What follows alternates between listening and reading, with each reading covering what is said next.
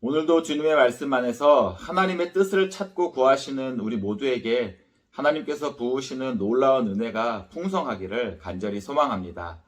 오늘 본문 말씀은 사사기 15장 14절부터 20절까지입니다. 우리가 지난 금요일에 사사기 13장의 말씀을 묵상했는데요. 사사기 13장은 이스라엘의 사사 삼손의 출생에 관련된 이야기를 기록하고 있습니다.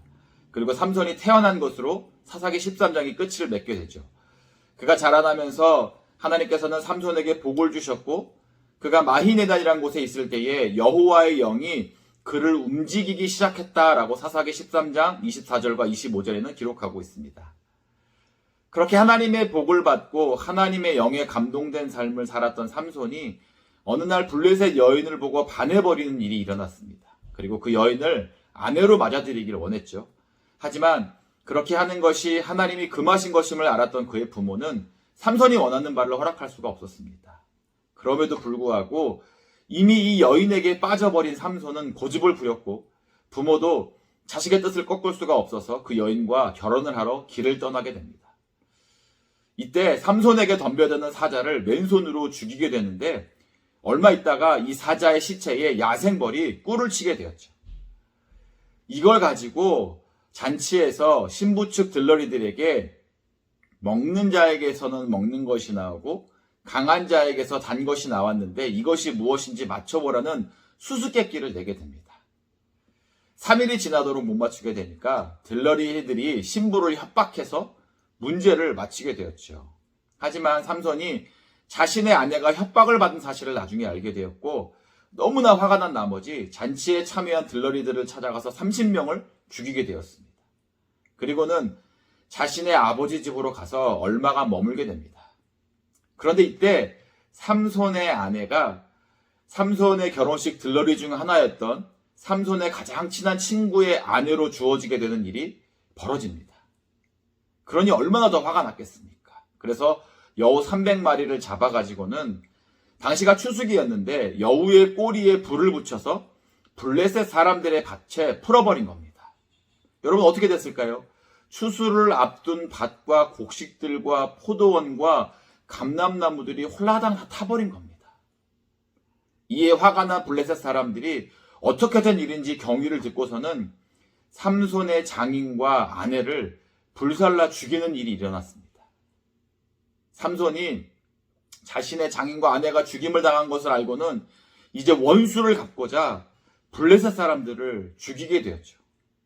그런데 당시는 블레셋의 지배를 받던 때라 블레셋 사람들이 유다를 치러 올라와 가지고 유다를 포위하고서는 유다 사람들에게 삼손을 잡아오도록 명령을 내렸습니다. 그래서 유다 사람 3,000명이 에단 바위 틈에 숨어있던 삼손을 찾아내서 결박해 끌어내게 되는데 이것이 사사기 14장과 15장 13절까지의 내용입니다. 이제 오늘 본문은 동족 유다 사람들의 손에 붙잡힌 삼손이 블레셋 이방 민족에게 넘겨지는 것으로 시작을 합니다. 엄청난 힘을 가지고 있었던 삼손이었지만 순순히 동족 유다 사람들에게 잡혀서 블레셋 사람들에게 끌려가게 된 것이죠. 아마 삼손이 이 상황을 벗어나고자 했다면 어쩌면 충분히 벗어날 수 있었을는지도 모릅니다. 하지만 삼손은 순순히 유다 사람들의 손에 포박을 당하게 되었죠. 왜 그랬을까요? 사사기 14장 4절에는 이렇게 기록하고 있는 것을 볼 수 있습니다. 그때에 블레셋 사람이 이스라엘을 다스린 까닭에 삼손이 틈을 타서 블레셋 사람을 치려 함이었으나 그의 부모는 이 일이 여호와께로부터 나온 것인 줄을 알지 못하였다라고 했습니다. 삼손의 부모도 알지 못했던 하나님의 계획하심이 있었다는 것이죠. 삼손이 자라면서 하나님의 영이 그의 안에 임해서 그를 움직이기 시작했던 것은 블레셋의 지배 아래에 있었던 이스라엘을 구원하시기 위한 하나님의 계획하심을 이루시기 위함이었음을 우리는 알 수 있는 겁니다. 그래서 삼손은 동족 유다 백성들의 포박에 저항하지 않았던 것이죠. 이제 14절을 보면 블레셋 사람들이 잡혀온 삼손을 데리러 나가면서 소리를 지를 때에 여호와의 영이 삼손에게 갑자기 임했다고 했습니다. 그랬더니 어떤 일이 일어났습니까? 삼손을 결박하고 있던 밧줄이 떨어져 나가고 삼손은 나귀의 새 턱뼈를 들어 블레셋 사람 1000명을 죽였다고 본문은 기록하고 있습니다. 하나님의 영이 삼손에게 임하니까 삼손이 능력을 받아서 갑자기 전세가 역전된 것이죠. 사실 삼손이 블레셋 사람들의 손에 그대로 넘겨졌다면 영락없이 죽을 수밖에 없었을 것입니다. 하지만 하나님은 삼손을 통해서 이루시고자 하셨던 계획이 있으셨기에 하나님께서 스스로 그 계획을 이루신 것입니다. 삼손을 통해서 말이죠. 삼손이 스스로 능력과 힘이 출중해서 나귀의 새 턱뼈로 1000명의 사람을 죽일 수 있었던 것일까요? 아니면 나귀의 새 턱뼈가 뭔가 대단한 무기로 쓰일 만큼 탁월한 도구였기에 1000명의 사람을 죽일 수 있었던 것일까요? 둘 다 아닙니다. 삼손도 나귀의 새 턱뼈도 대단한 뭔가가 있었기에 1000명이나 되는 사람을 무찌를 수 있었던 것이 아닙니다. 삼손이 혼자서 1000명의 사람을 대적하고도 승리할 수 있었던 것은 그에게 능력을 주시는 하나님이 계셨기 때문이죠. 역대상 29장 12절을 보면 다윗이 하나님을 이렇게 찬양한 것을 볼 수 있습니다. 부와 귀가 주께로 말미암고 또 주는 만물의 주자가 되사 손에 권세와 능력이 있사오니 모든 사람을 크게 하심과 강하게 하심이 주의 손에 있나이다 라고 고백했습니다. 다윗은 모든 사람을 크게 하심과 강하게 하심의 원천이 하나님께 있음을 분명히 했지요.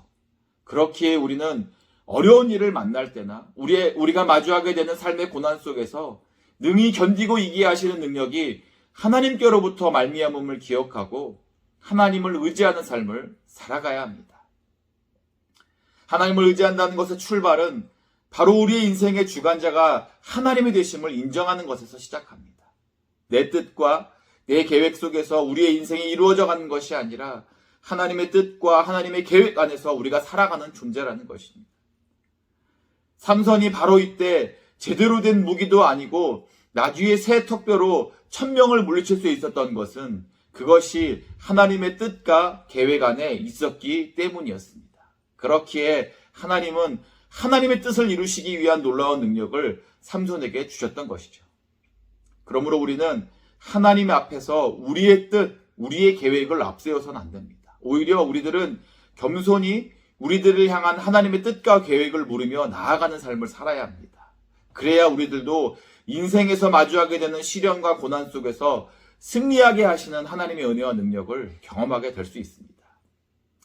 계속해서 본문을 보면 삼손은 나귀의 새 턱뼈로 1000명을 죽이고 나서는 탈진 상태에 이르게 된 것을 보게 됩니다. 혼자 1000명을 상대한다는 것은 엄청난 힘과 에너지를 쓴 것인데 얼마나 힘들었겠습니까? 아마도 마실 물을 스스로 구할 수 없을 정도의 탈진 상태가 아니었을까 짐작해 볼 수 있습니다. 이때 18절을 보니까 삼손이 여호와께 부르짖었다라고 했습니다. 지금 이 위기에서 자신이 살 길은 오직 주님이 도와주시는 길밖에 없었음을 알았던 것이죠. 그랬더니 하나님께서 삼손의 부르짖음을 들으시고는 한 우묵한 곳을 터뜨리셔서 물이 솟아나게 하심으로 말미암아 삼손이 이 물을 먹고 회복하게 하셨던 것입니다. 이것이 삼손에게만 주어진 은혜가 아니라 바로 오늘 우리가 하나님께 부르짖음으로 말미암아 누리게 되시는 하나님의 은혜가 되시기를 소망합니다.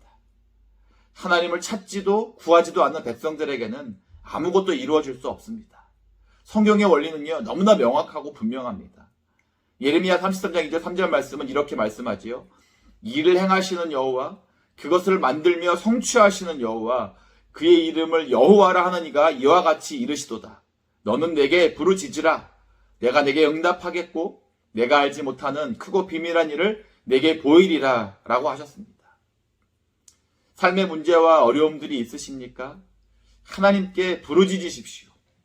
요즘은 예전처럼 교회에서 부르짖으며 기도하는 분들을 찾아보기 어렵습니다.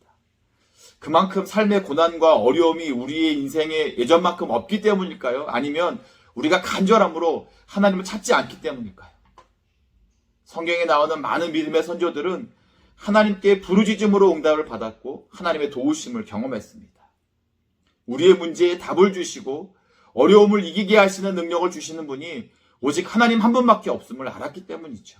그러므로 우리들도 오늘 우리의 삶의 자리에서 하나님을 찾고 부르짖으시기를 주님의 이름으로 간절히 축원합니다. 삼손이 샘물을 솟아나게 하시는 하나님의 은혜를 통하여 회복을 경험했듯이 우리들도 우리가 알지 못하는 놀라운 일들로 역사하시는 하나님을 통하여 회복되고 다시 서게 하시는 하나님의 은혜를 누리게 될 줄로 믿습니다. 이 말씀을 들으시는 우리 모두가 이러한 하나님의 역사로 든든히 세워져 가시기를 주님의 이름으로 간절히 축원합니다.